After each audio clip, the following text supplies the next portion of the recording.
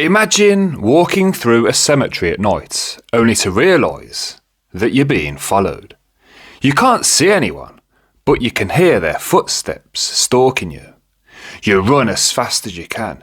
You make it home. You reach your front door. You turn the key. You open the door and you step inside. You close the door behind you.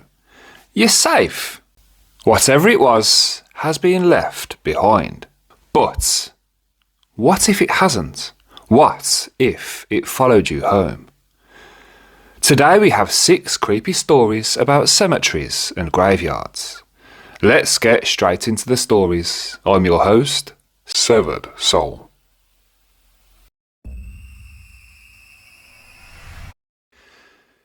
Shelley always sensed that her childhood home was haunted, though she didn't learn that her parents believed the same until she was an adult.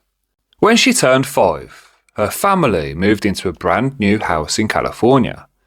The home had been completed a year earlier, but sat empty and unsold the entire time. The lot itself was unusually large, half of it backed onto a massive cemetery, while the rest faced a quiet suburban neighbourhood. As a child, she never thought that much of that detail, but later in life, it seemed telling. From the very beginning, Shelley felt watched inside that house. The sensation wasn't exactly constant, but it surfaced often enough to make her feel uneasy. Nothing significant happened. Well, not until she was about 7. One night, she jolted awake for no clear reason and saw a figure standing in her bedroom doorway. It was the translucent silhouette of a woman wearing a long, floor-length dress.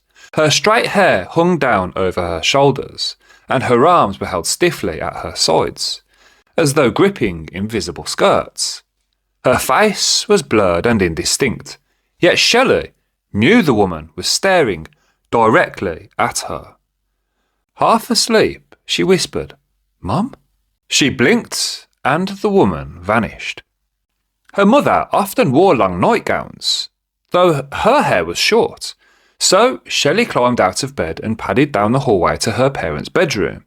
Both were sound asleep. The realisation terrified her. She ran back to her room and hid under the covers until morning. Not long after that, something even stranger happened. Shelley woke up to find a glowing patch on the floor near the foot of her bed. It was a yellowy green and roughly a foot across. Now, at first, she assumed it was just moonlight coming in through her uncovered window. But when she held her hand above it, no light touched her skin. Curious and scared, she crouched down and touched the spot. It felt wet and slippery, exactly like shampoo. But when she pulled her hand back, her fingers weren't glowing, just slick. Panicked, she ran to her parents' bedroom and shook her mother awake, insisting someone had spilled shampoo on her carpet.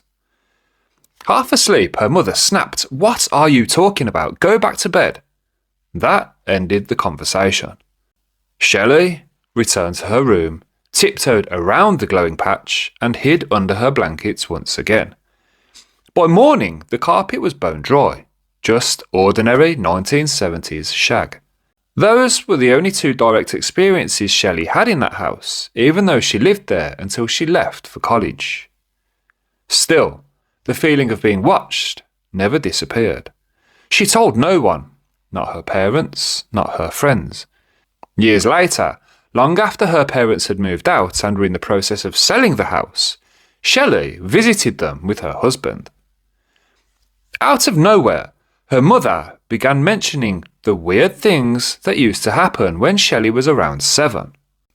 Objects flying off counters, random noises, and one afternoon, when her mother was home alone, Shelley and her brother at school, the younger siblings napping, she had been listening to waltz music when she noticed their tall palm plant swishing on its own. Not continuously, but every so often as if someone in a full skirt were twirling and brushing past it. Trying to stay calm, her mother actually spoke aloud. "Whoever you are, I'm glad you're enjoying the music." Immediately, the radio changed stations by itself, blasting a deafening train sound through the room. Absolutely terrified, she phoned her best friend, who told her to get out of that house. But she couldn't leave. Her babies were asleep in the next room.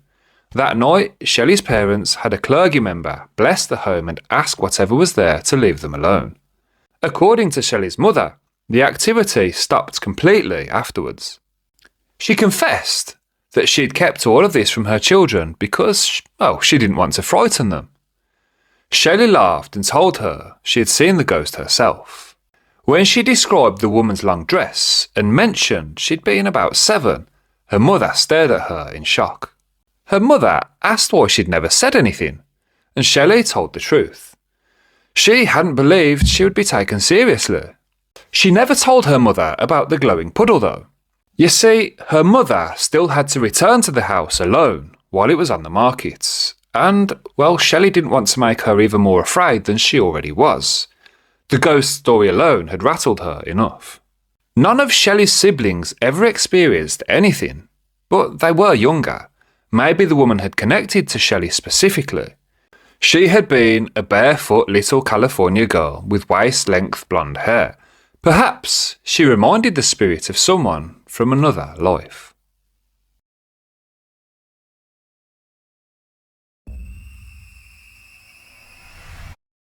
Stephen recalled an encounter in which he remembered seeing an old man standing on the roof of his family's garage in Manchester when he was a child. After that terrifying moment, he never saw the old man again, never dreamed about him, never thought about him. But a couple of years later, still living in that same house, he experienced something far worse. Unlike the figure on the roof, this encounter stayed with him from the night it happened at 9 years old through adulthood and into the present day. He still thinks about it regularly, not only because it shook him to his core, but also because he eventually learned he wasn't the only one who had seen the same thing. As a child, Stephen had always chased fear. He devoured horror films, read the scariest books in his parents' library, and threw himself into anything that promised a thrill. None of it ever truly scared him. By the time he reached the higher years of primary school, he spent far more time out with friends and often stayed out later than the rest. You see, his parents trusted him. He wasn't the type to get into trouble, so while the other kids had to be home by 7 p.m, Stephen usually had more freedom. The park where his group hung out was further from his house than anyone else's, which meant he almost always walked home alone. Well, one evening, on impulse, he chose a longer route that took him past the cemetery, one where some of his own relatives were buried. He didn't mind cemeteries. He felt comfortable there. He stopped at the tall black iron gates guarding the entrance. They towered 3 times his height, rusted and streaked with moss. Leaves were impaled on the spikes at the top, and spider webs connected each point like a delicate, eerie lace. For reasons he couldn't explain, he felt drawn inside, as if something was pulling him in. The gates were always locked at night, so the only way in was to climb them.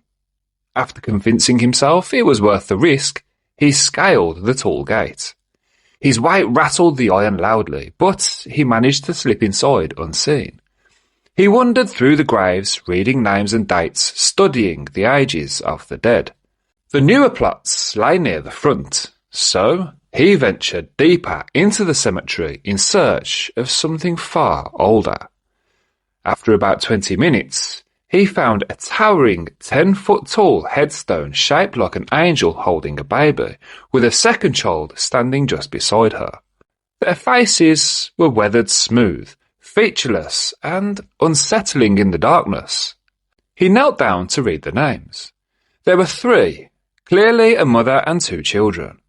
The older child had died at the age of 8 years old. The youngest had lived only a year. All 3 had died on the very same day. Even at 9, Stephen understood how strange and tragic that must have been. While he was reading, he heard a branch snap somewhere behind him. He spun around, his heart hammering, but the cemetery was too dark to see anything. As his back remained turned, he felt the hairs on his neck rise, as though someone had blown across them. And that was enough. He bolted for the gate and climbed out, not caring how loud the metal clattered under his hands. Once outside, he started home, glancing back through the bars every few steps, and that is when he saw it. A silhouette. A person-shaped shadow was moving parallel to him inside the cemetery, deeper among the graves. Even though the graveyard was pitch black, he could still make out its shape, drifting sidewards as he walked. When he quickened his pace, the silhouette kept up, closing the distance between them. Terrified, Stephen ran straight across the road without looking. A car slammed its brakes and the driver leaned on her horn, glaring at him, but he barely even registered her. He sprinted all the way home. When he walked through his front door, his mother told him to wash up and get straight to bed. He happily complied, wanting nothing more than to forget what he had just seen. Well, that night, he dreamed of the cemetery, of the silhouette following him. Then he dreamed of it walking through his neighbourhood, heading towards his house. In the dream, the figure entered his front door, climbed the stairs, and approached his room. He woke abruptly. A thin strip of hallway light glowed through the gap of his bedroom door.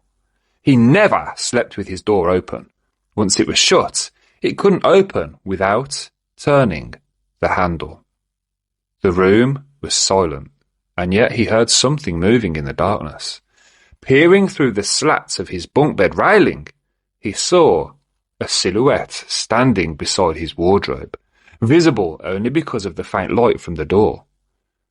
He squeezed his eyes shut to calm himself, but the movement continued.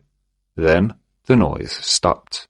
A moment later, he heard the wood of his bunk bed steps creaking under the weight of someone climbing. One step, then another, then another. He opened his eyes just as the figure reached the top of the steps. It wasn't a silhouette anymore. A woman stood there wearing a black dress and a veil. Her face was featureless, blank, smooth, just like the angel statue earlier that evening. Even without eyes, he could feel her looking at him. He pulled the covers over his head, trembling, but it didn't help. He felt the bed shift as she crawled onto it, her weight pressing down, suffocating. Her movements were unnatural, snake-like, as she slithered up the bed towards his face. When she stopped, he could sense her hovering directly over him. The blankets were ripped away. Her cold, breeze-like breath drifted across his skin. When he finally opened his eyes, he saw her true face. Old, freckled skin, a pointed nose, thin lips, and her eyes were shut tight, almost as if they looked sealed. He screamed louder than he ever had in his life, and the woman slid away silently, eyes still closed. His parents burst into his room and switched on the light. Stephen could only see their silhouettes at first, and hers.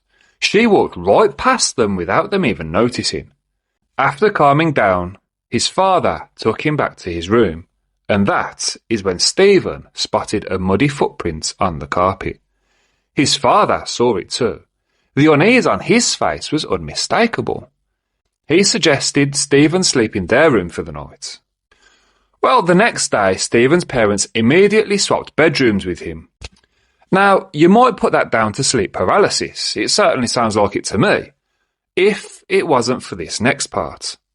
You see, Stephen never had another paranormal experience in that house, and they moved 2 years later.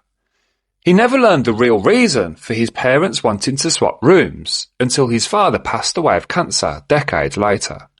On the evening of the funeral, while the family reminisced, Stephen retold his story.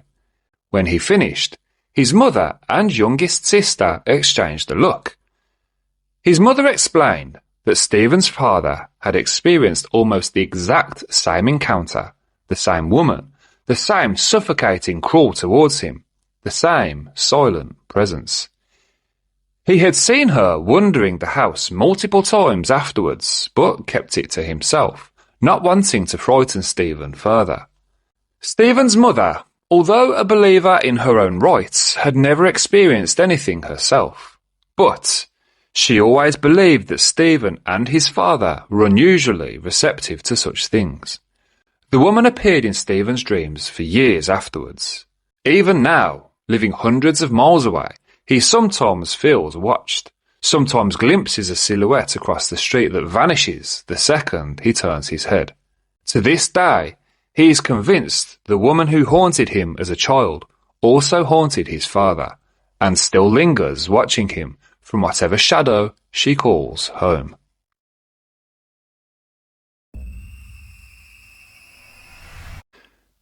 Helen's parents had been renovating an old house near a scenic lake in upstate New York, close to the Canadian border. The property had always served primarily as a seasonal home. Since her parents lived out of state, Helen and her young family only visited when they came up for maintenance or enjoyed summer days by the water. During her parents' most recent visit, Helen was preparing to leave the house with her 3-year-old son when suddenly he pointed into a dark, empty room and asked, in a casual and curious tone, "What's that little girl doing in there just talking?" He wasn't frightened. If anything, he looked intrigued, almost cheerful, as though he wanted to play with her.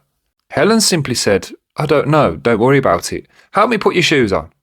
He immediately shifted focus to getting ready to leave. What is it about kids in ghost stories? It makes it so much creepier. So, both of Helen's parents witnessed the exchange, but reacted as if nothing unusual had happened. They were natural skeptics. Yet, over the following days, Helen's father admitted he had noticed some strange things for some time. Tools and renovation supplies moved around on their own, and a subtle sense of a presence in certain rooms. Helen herself had always felt something in that old house. Given its age, and the age of the entire surrounding area, it never seemed surprising. Just 500 feet away sat a small cemetery, and the region was rich with historical events dating back generations. The feeling inside the house was strongest just after nightfall. It wasn't malevolent, just a distinct awareness of not being alone, like turning a corner and expecting someone to be standing there, or feeling unseen eyes watching.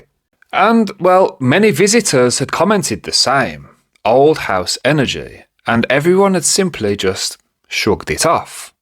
But now, the identity of that presence seemed less mysterious.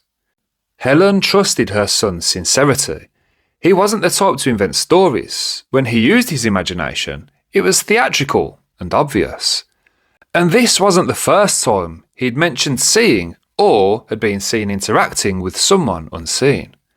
Twice before, in her husband's family's old farmhouse, he had spoken as though he were communicating with deceased relatives, always in a loving and innocent way. Just a few days after the lake house incident, Helen went for a walk by the nearby cemetery.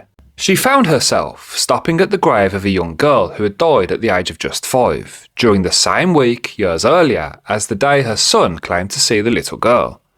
Now, with so few houses in the area at the time of the girl's death, it did seem entirely possible that the child had once lived in Helen's family home.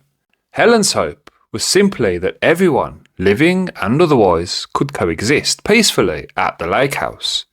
The spirit seemed innocent enough, but nobody really wanted unnerving encounters. Now, a spiritual friend suggested burning sage or placing black tourmaline crystals, although Helen worried that this might unintentionally disturb the spirit. She preferred something gentle, something soothing, and remained open to advice.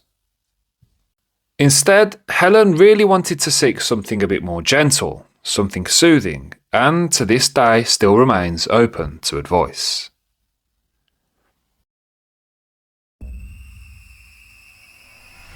Suki grew up hearing stories about her great-grandmother's house, a home built directly on top of an old cemetery. Her mother, aunts and uncles spoke of strange happenings, flickering lights, darting shadows, handprints appearing on beds, and objects moving with no explanation. Well, as unsettling as the stories were, none of them had ever involved Suki personally. Well, that all changed when she was about 12. Suki and her aunt, who was very close in age, and actually they were more like siblings, spent every summer at their great-grandmother's house. Their days were filled with swimming, bike rides, tea parties, and endless playtime. They rarely ever watched TV, but one summer night, after their grandparents had gone to bed, the two decided to break routine and watch something together. The living room itself was warm and familiar. A couch sat against one wall, a fireplace with a mirror above it directly across, and the television set off to the left. An open wall revealed the kitchen to the right and the dining room to the left. Now, Suki got up to grab some snacks, and as she stepped through the narrow space between the hallway and the dining room, she glanced into the mirror above the fireplace, and that was when she froze. In the reflection, a girl stood in the doorway of the kitchen, motionless.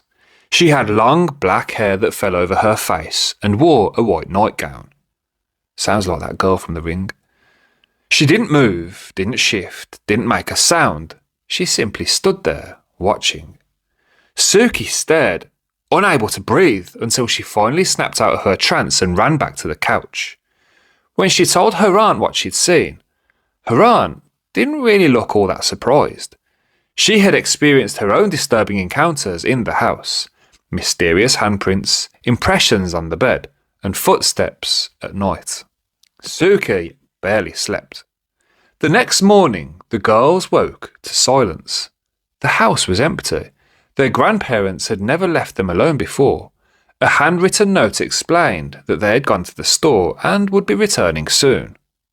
To pass the time, the girls decided to watch TV. Now, neither of the girls understood how to get the remote controls to work, but after some fumbling, Suki managed to get the television onto Cartoon Network. They settled in. That was, at least until the screen suddenly exploded to static. Startled, Suki grabbed the remote and pressed buttons repeatedly. Nothing worked except the volume up button, which only made the static roar louder. She tried to turn the TV off, but it stayed on. And then the static shifted into something else entirely.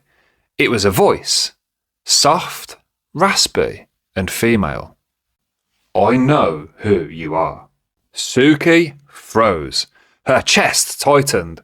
She whispered, terrified, "Did you hear that?" Her aunt nodded, pale and wide-eyed. "It's the girl from last night," Suki cried, covering her ears and rocking back and forth. Her aunt, just as frightened, yanked the plug from the wall. The noise stopped instantly. They sat there in complete silence, too stunned to speak. After a while, Suki forced herself to test it. She plugged the TV back in and it worked perfectly. Cartoon Network reappeared, The Amazing World of Gumball playing normally. She checked the program guide. Nothing on the schedule explained the voice. The static had cut in during a commercial break, and now every button on the remote control worked, including the down button. To this day, Suki still wonders who the girl was, what she wanted, and why she said she knew her. Whether it was a warning, a message, or something more sinister, Suki never found out. But she did know one thing for certain. After that night, she stopped being a skeptic.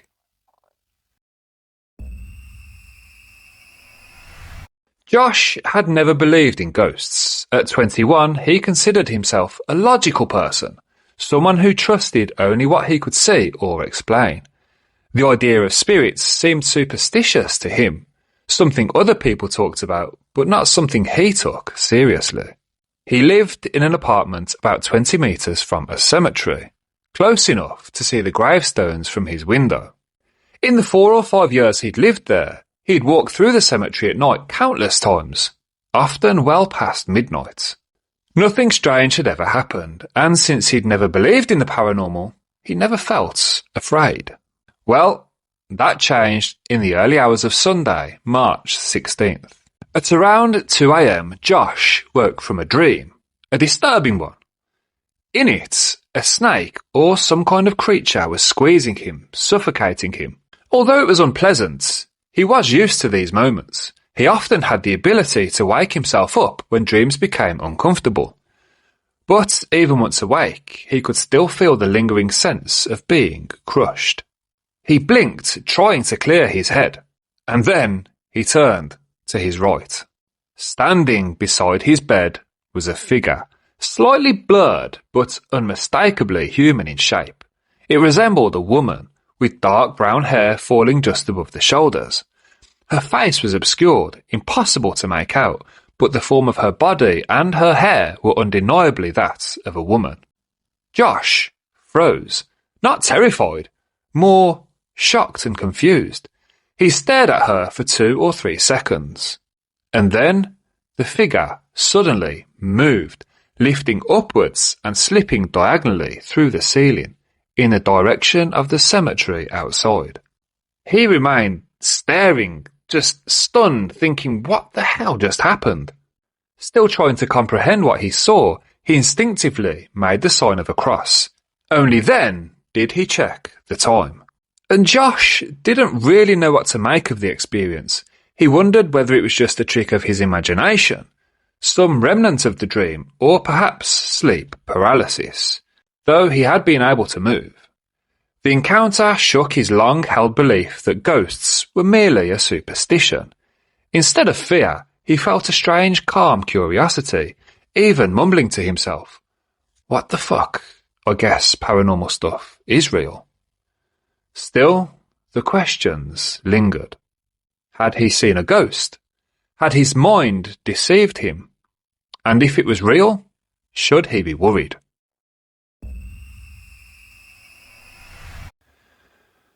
Corey's experience took place in the summer of 2005.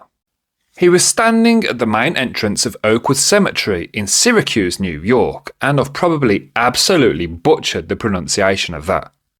It's a historic rural cemetery located on the edge of Syracuse. Can someone tell me how to pronounce that? Of Syracuse University's campus. It was a hot August day, somewhere around late morning. The sun was bright, the sky was crystal blue, and there wasn't even a hint of wind. Everything was utterly still, warm, and silent. Corey was completely alone.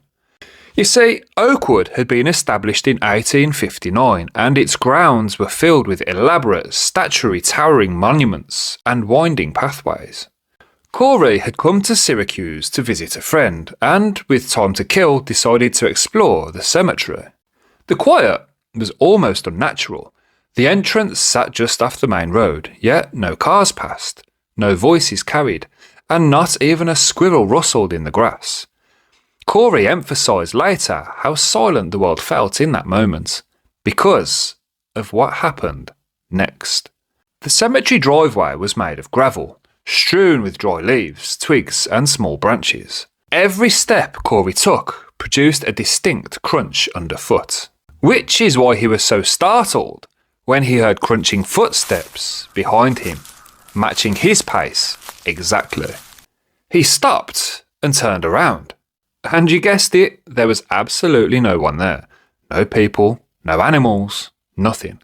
So Corey shrugged it off, faced forward, and continued walking. Crunch, crunch, crunch, again, just behind him. He spun around quickly this time. The path behind him was completely empty. This time, Corey spoke aloud, feeling instinctively that someone or something was acknowledging his presence. "I'm only here for a visit, I mean no disrespect, and I won't stay long. Please let me proceed." He turned forward and resumed walking. The footsteps stopped. The rest of his visit was quiet and uneventful. He wasn't frightened, just unsettled, and deeply aware that the experience defied explanation. The sun was bright, the grounds were open, and there was nowhere for a person or animal to hide. and yet something had been walking right behind him. It remained one of the oddest moments of his entire life. That's all for today. I really hope you enjoyed that episode. Please don't forget to smash the like button, subscribe to the channel, and leave any thoughts in the comments. As always, thanks for watching. I'm your host, Severed Soul.